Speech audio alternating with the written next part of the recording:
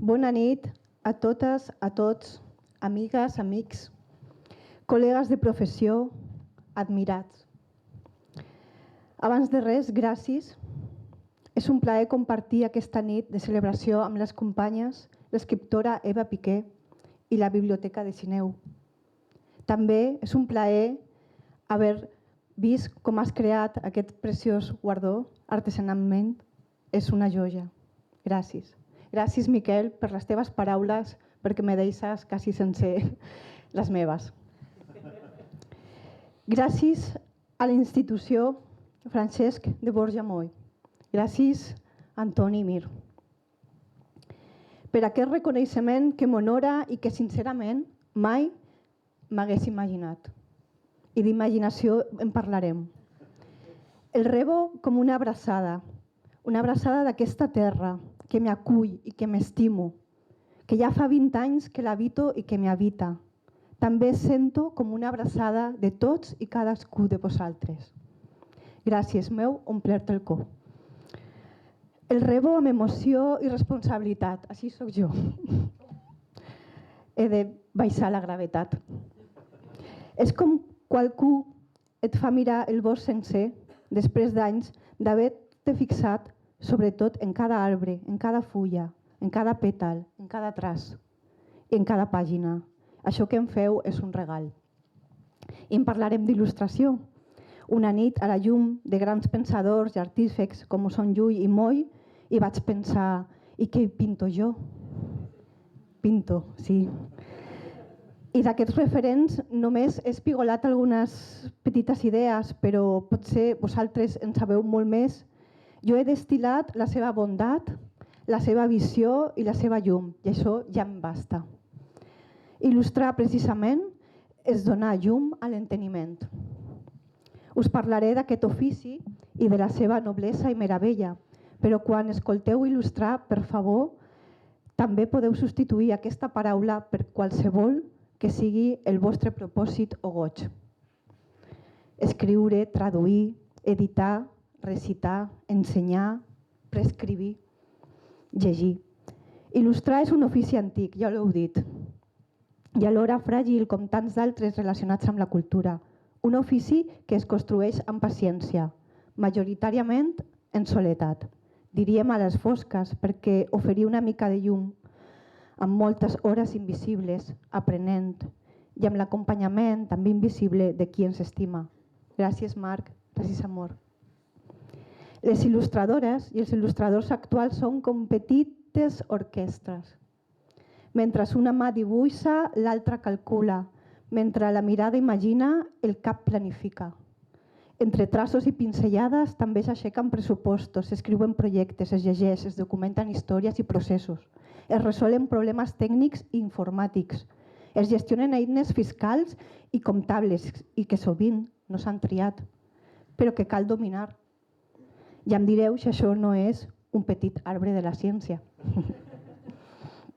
També és fer col·lectiu, per compartir sabers, per cuidar els vincles i defensar condicions dignes. Tot això passa en silenci, fora del focus, lluny de la imatge romàntica de la creació. Però arribem al cor, a lo que ens mou, a allò que és il·lustrar. No només és acompanyar un text, que també.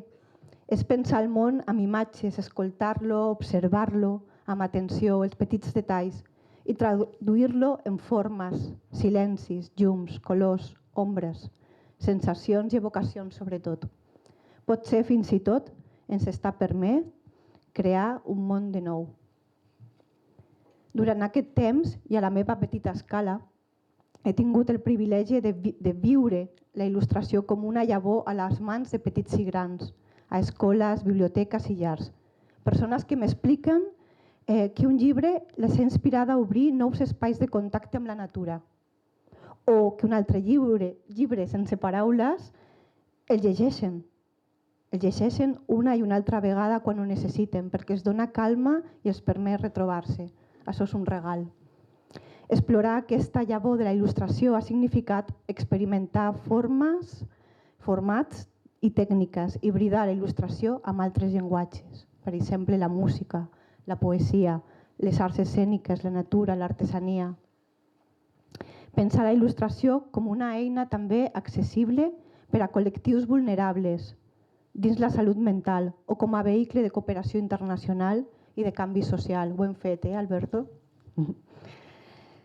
En aquesta escletxa, aquest espai on tot és possible, s'ha anat configurant una manera de fer la qual m'he sentit còmoda, redefinint realitats, imaginant-ne de millors i de manera conscient la porta ha quedat oberta a la bellesa, a la poesia visual, a la natura, a lo que diguem la narrativa de l'esperança, als seus poders transformadors. Hi ha una convicció, que aquests ingredients ens fan més sensibles, més permeables, més visionaris i més artífecs. Il·lustrar i crear és, en aquest sentit, sembrar.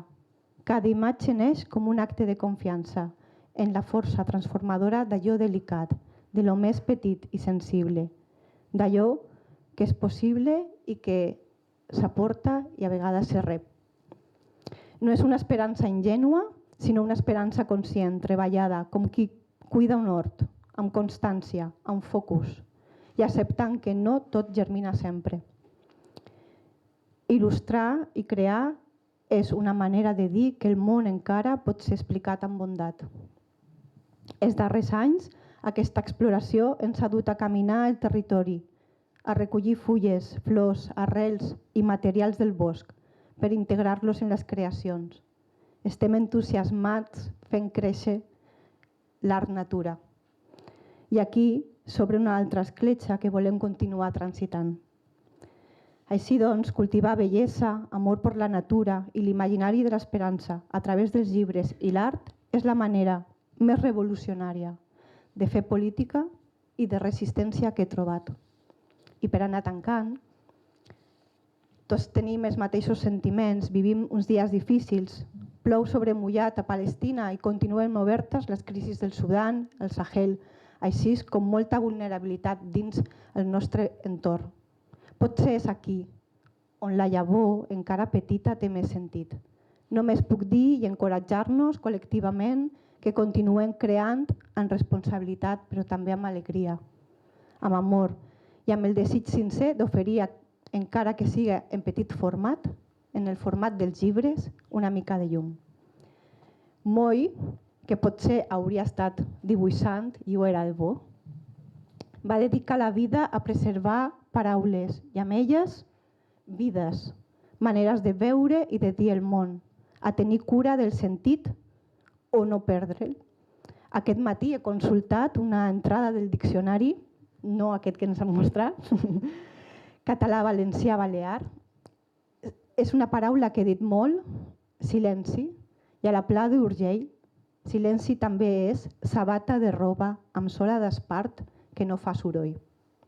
Per acabar, amb el cor ple de gratitud i alegria de celebrar plegats aquesta segona nit de la literatura i l'edició, em posaré un parell de silencis. Gràcies.